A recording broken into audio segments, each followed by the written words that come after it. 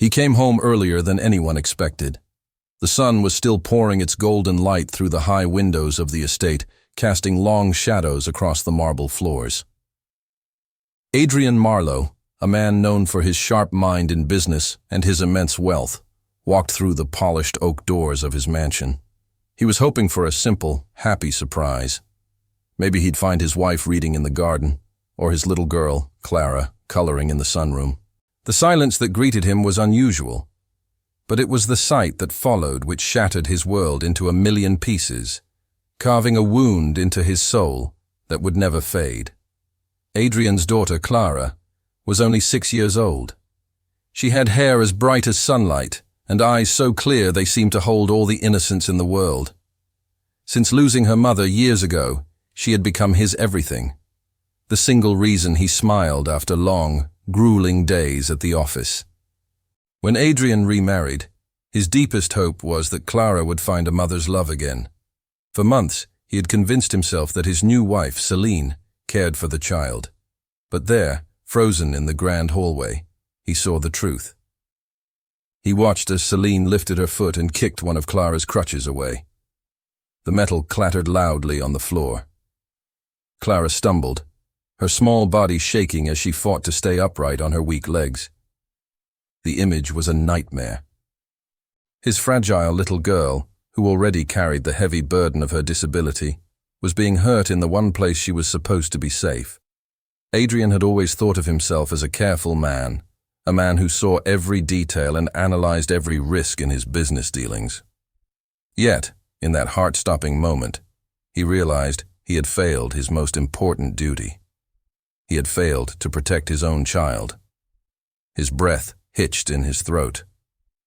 For a terrifying second, he couldn't move, unsure if he should scream in rage, run to his daughter, or simply collapse from the weight of his own blindness. It was Clara's soft, broken whimper that finally snapped him out of his shock. The sound shattered his heart. In that instant, every successful deal, every dollar he had ever earned, and every victory in the boardroom meant absolutely nothing compared to the single tear rolling down his daughter's cheek. Celine, still completely unaware that Adrian was home, continued her cruel tirade. Her words were like daggers, slicing through the quiet air. She hissed at Clara for being too slow, for spilling a little juice earlier, for simply existing as a problem in her perfect life. Her face was twisted with an ugly frustration, as if this innocent child were nothing more than an object in her way. That's when Adrian moved. He stepped out from the shadows of the hallway, his voice low and trembling with a rage he had never known. "Celine." The grand house, usually filled with quiet elegance, suddenly felt like a courtroom where a terrible crime had just been exposed. Clara's eyes widened when she saw him. With a desperate cry, she rushed toward him as fast as her legs would allow, her small arms wrapping around his knees, as if he were the only safe place left on earth. She shook hard, hiding her face in his pants, crying. Adrian knelt down, his own eyes burning with tears, and lifted her into his arms. He held her tight, wanting to build a wall around her and shield her from all the cruelty in the world. He whispered soothing words into her hair, even as a storm of grief and fury raged inside his chest. He finally looked up at Celine. In her eyes, he saw no regret, no shame, no apology. He saw only the selfish fear of being caught. The hours that followed were a blur of cold decisions. Adrian told Celine to pack her things and leave his house immediately. There would be no discussion. No excuses she could offer would ever undo the image burned into his mind. His only priority was Clara's safety, and he swore to himself she would never feel that kind of pain again. But after Celine was gone, and a heavy silence fell upon the huge house, the true weight of his failure came crashing down on him. As he sat with Clara on the wide staircase, the evening sun slipping across the floor, he was consumed by guilt. He had made a terrible choice in a wife, but worse, he had assumed his daughter's silence meant she was happy. He wondered, how many times had Clara been hurt before? How many times had she wanted to tell him but was too scared? For the next several days, Adrian's business empire ceased to exist for him. His world shrank to the size of his daughter's needs. He was there for every meal. He sat with her for hours, listening, as she slowly, haltingly told him everything.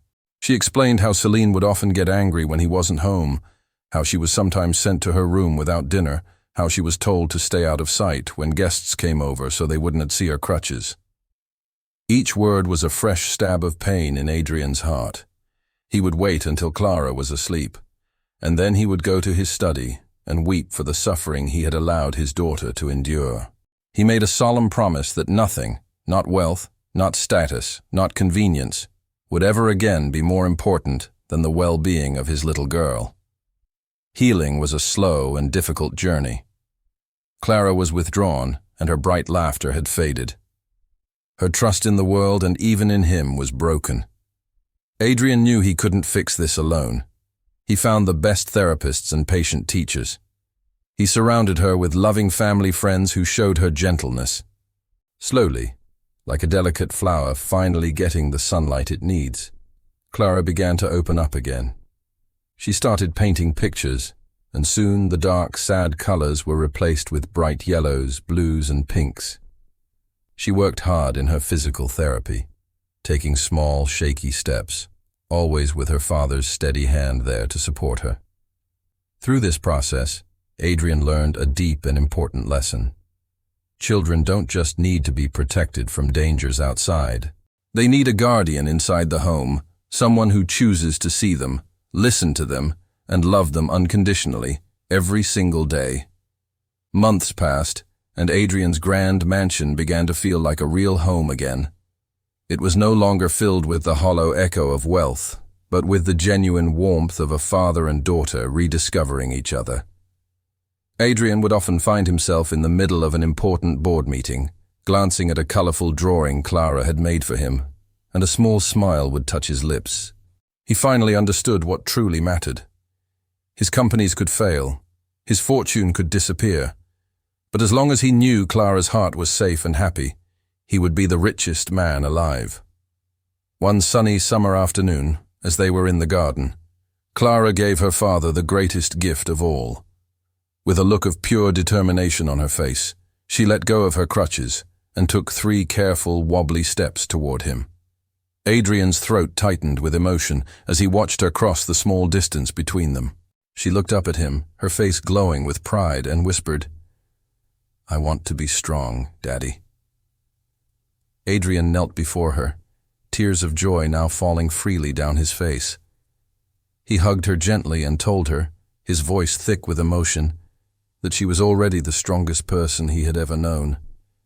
Their story of pain had finally transformed into a story of strength. Clara's courage became the guiding light for Adrian's new life. He started a foundation to support children with disabilities, funding therapy centers, and creating scholarships in his daughter's name. Every act of charity he performed was born from the painful lesson he had learned. That power means nothing without compassion, and a father's greatest success is guarding the light in his child's heart. Adrian never forgot the day he came home early. What began as his life's most horrific moment became the turning point that saved them both. Through his mistake and their shared journey of healing, he and Clara built a life where love was not just a word, but the very foundation of their world.